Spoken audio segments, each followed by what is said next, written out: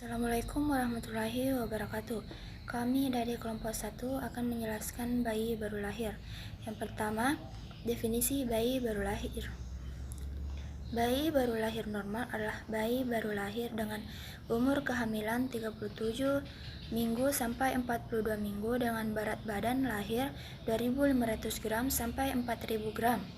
Bayi baru lahir adalah bayi dari lahir sampai usia 4 minggu, biasanya dengan usia gestasi 38 sampai 42 minggu. Menurut Kongres Perinatal Medicine 2 di London tahun 1970, BKB adalah bayi kurang bulan dengan masa kehamilan 37 sampai kurang dari 37 minggu. Yang kedua, BCB adalah bayi cukup bulan, yaitu dengan masa kehamilan 37 minggu sampai 42 minggu. BLB yaitu bayi lebih bulan dengan masa kehamilan mulai dari 42 minggu atau lebih lanjutnya yaitu 42 minggu. Lebih lanjut yaitu ciri-ciri bayi baru lahir. Yang pertama, berat badan 2.500 sampai 4.000 gram. Panjang bayi 48 sampai 52 cm. Yang ketiga yaitu lingkar dada 30 sampai 38 cm. Yang keempat, lingkaran kepala 33 sampai 35 cm. Yang kelima, detak jantung dalam menit pertama kira-kira 180 kali per menit, kemudian menurun sampai 140 sampai 120 kali per menit. Yang keenam, pernafasan pada menit pertama kira-kira 80 kali per menit, kemudian turun 40 kali per menit. Yang ketujuh, kulit kemerah-merahan dan licin karena jaringan subkutan terbentuk dan diliputi vernix caseosa. Yang kedelapan, rambut lanugo tidak terlihat, rambut tampak sempurna. Yang kesembilan, kuku agak panjang. Yang kesepuluh, testis sudah turun pada bayi laki-laki. Genitalia labia mayora telah menutupi labia minora pada bayi perempuan. Yang ke-11, refleks king dan swallowing sudah terbentuk dengan baik. Yang ke-12, refleks moro sudah baik. Bayi dikagetkan akan memperlihatkan gerakan tangan seperti memeluk. Yang ke-13 yaitu grasping refleks sudah baik. Bila diletakkan suatu benda di telapak tangan maka akan menggenggam.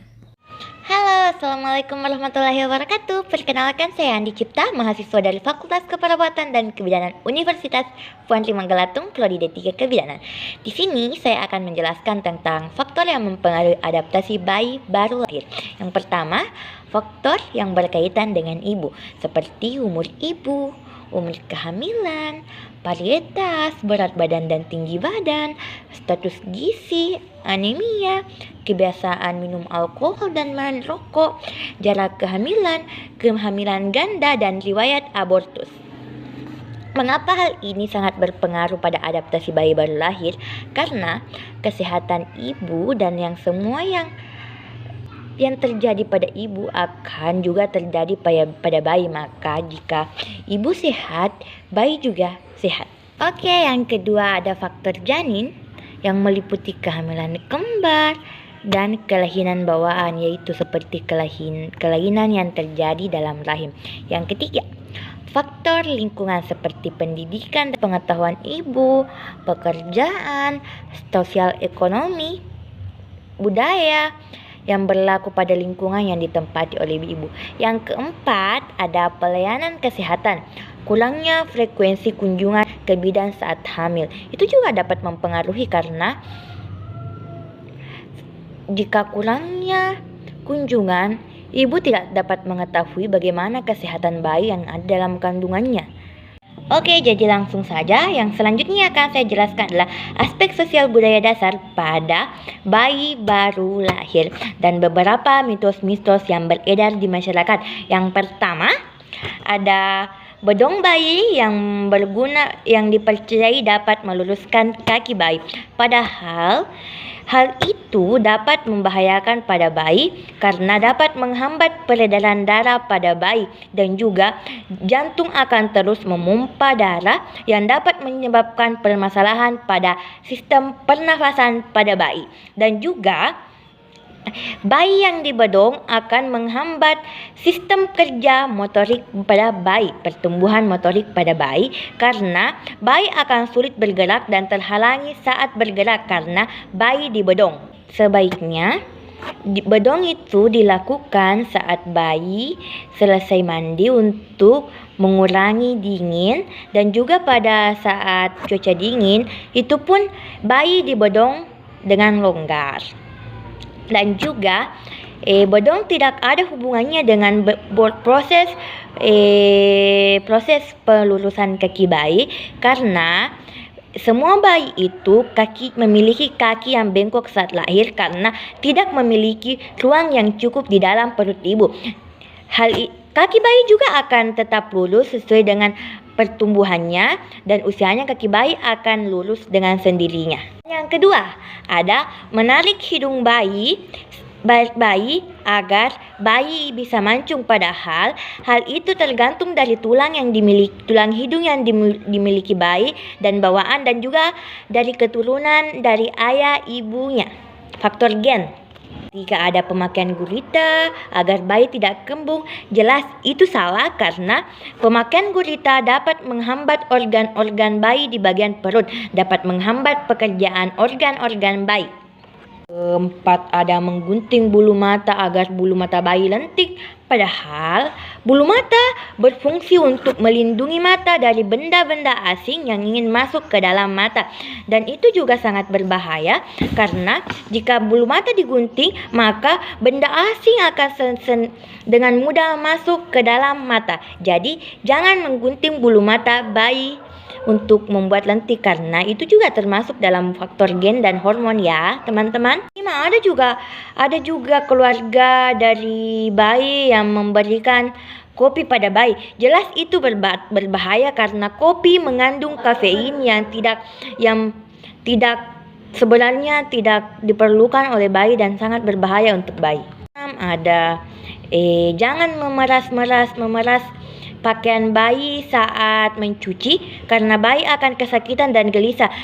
Kalau dalam dunia kesehatan itu tidak masuk akal, termasuk tidak masuk akal karena ini hanya pakaian bayi, dan juga jika pakaian bayi tidak bersih itu akan terpengaruh kepada kesehatan bayi, karena bayi harus memakai pakaian-pakaian yang sehat dan berada di lingkungan yang sehat. Jadi tidak apa-apa memeras pakaian bayi saat mencuci pakaian bayi. Ketujuh, ada jangan menyusui jika ibu sedang sakit, padahal kekebalan tubuh ibu itu naik saat menyusui bayi, dan juga sebaiknya bayi terus diberikan ASI eksklusif agar bayi bisa sehat. Adalah kolostrum dianggap sebagai susu yang sudah rusak. Assalamualaikum warahmatullahi wabarakatuh.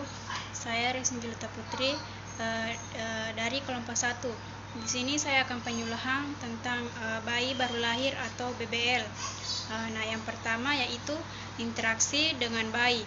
Nah, ada teori yang menegaskan bahwa antar bayi dengan ibunya adalah pola interaksi biasa.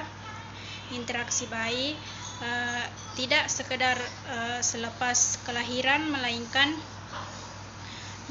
sejak ada dalam kandungan. Di sini juga bisa dipahami bahwa seorang bidan harus atau wajib untuk memberikan bimbingan kepada ibu hamil untuk melakukan interaksi atau komunikasi kepada bayi. Nah, yang selanjutnya yaitu psikologi kehilangan. Tidak bisa dibayangkan pastinya betapa sedih hati seorang ibu dan pasangannya ketika harus kehilangan buah hati tercinta. apakah itu akibat keguguran atau bayi yang tidak bisa tertolong setelah dilahirkan. Jadi ada satu kasus yang ibu hamil baru melahirkan mendapatkan informasi mengenai status bayinya